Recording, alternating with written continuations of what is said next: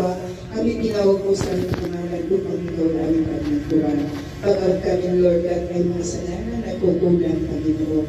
Makalinisin po kami, Panginoon, sa oras na ito upang maging lahat ay maratapat sa iyo, Panginoon, sa iyo.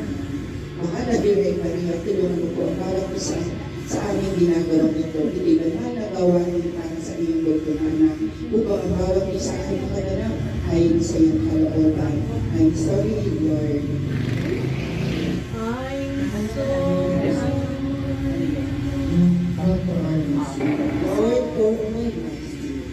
Lord, for all my sins, I'm really sorry.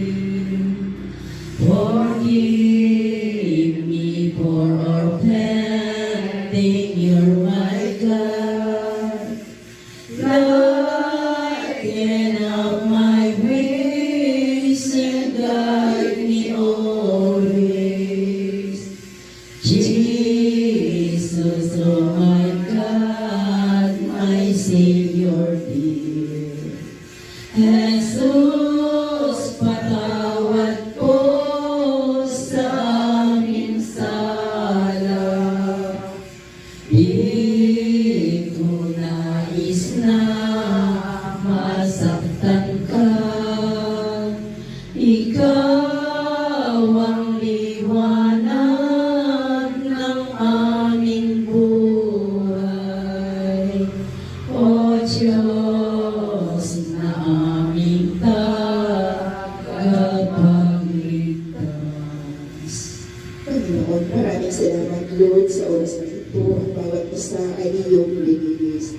At makakahilig mo kami ng mga bagay na mga imposible. Dahil ikaw, Lord God, ang nandito sa oras na ito. Lahat, Lord God, kilala mo. Marami kami pangangailangan sa buhay. Patay mo, O Diyos, sa isip mo ang aming kaisipan naman ang aming puso sa oras na ito. Lahat ay hayag sa iyo. Tulungan mo ang bawat isa, Panginoon, at malapit sa iyo ng bulong ng pagsubok at problema. Ikaw ang daan, Lord God, upang bawat isa alam naman namin ang iyong kapangyarihan. Sa pamagitan ng gawain na ito, ipinagdalaw mo sa aming Panginoon. Nawa ang aming mananalig at pananampalataya, Panginoon, ay lalo mong bigyan ng lakas sa aming katawan lupa, Panginoon, kung saan kami mahina, Lord God. Nawa matanggap namin ang grasya at pagpapala na yan na manggagaling sa iyo. At tinataas po namin ang aming kapatid na bilang pinili mo, Panginoon, upang maghayag na mabuting balita ng kaligtasan ng aming kapatid, Sister Rosie, Sister Marilu.